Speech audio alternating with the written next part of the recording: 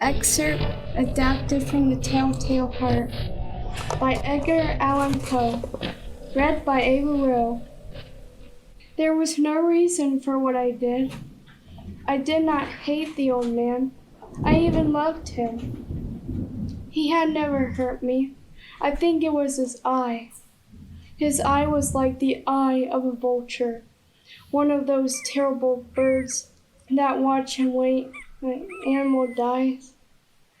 When the old man looked at me with his vulture eye, a cold feeling went up and down my back. Even my blood became cold. I finally decided I had to kill the old man and close that eye forever. Every night about 12 o'clock, I opened his door. And when the door was open wide enough, I put my head in. I stood there quietly. 7 nights I did this. Always the eye was closed, so it was impossible to do the work. For it was not the old man I felt I had to kill. It was his evil eye.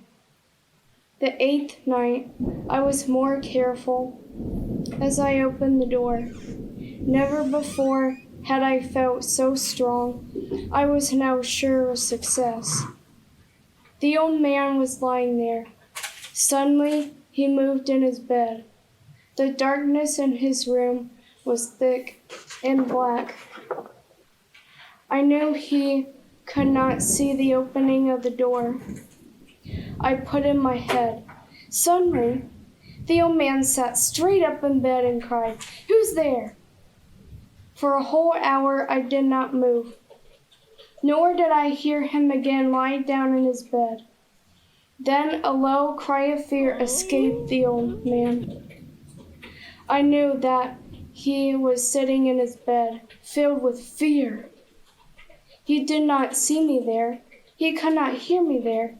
He felt me there. Now he knew that death was standing there. Slowly, I allowed a small light to fall upon that vulture eye. It was open, wide open, and my anger increased as it looked straight at me. I could not see the old man's face, only that eye, and my blood became like ice. I could hear a quick, low, soft sound, like the sound of a clock heard through a wall, the beating of the old man's heart. I stood quietly. The sound grew louder. The old man's fear must have been great. As the sound grew louder, my anger became greater. In dark silence of the bedroom, my anger became fear. The heart was beating so loudly that I was sure someone must hear. I rushed into the room. "Die! Die!" The old man gave a loud cry of fear as I fell upon him. Still, his heart was beating. For many minutes, that heart continued to beat, but at last, the beating stopped.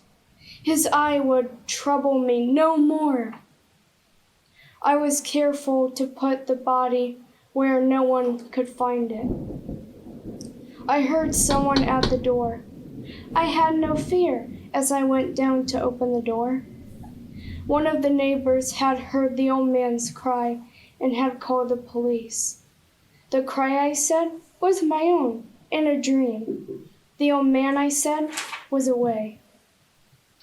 I took them through the house, telling them to search it all. I led them into the old man's bedroom.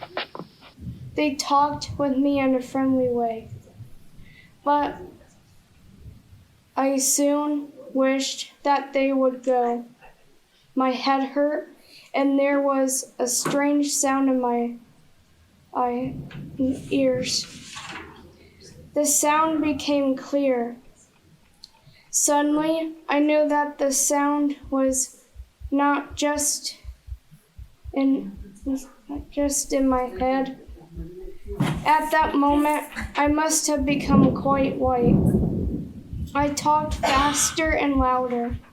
and the sound became louder. It was a quick, low, soft, like the sound of a clock heard through a wall, a sound I knew well. Louder it became, and louder. Why did the men not go? Louder, louder. I stood up and walked quickly around the room.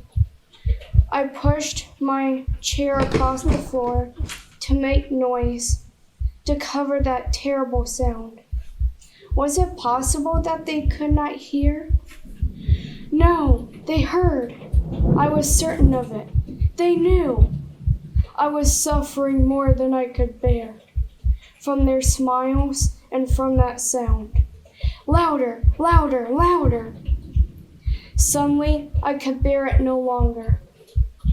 I pointed at the boards and cried, "Yes, yes, I killed him. Pull up the boards and you shall see. I killed him. But why does his heart not stop beating? Why does it not stop?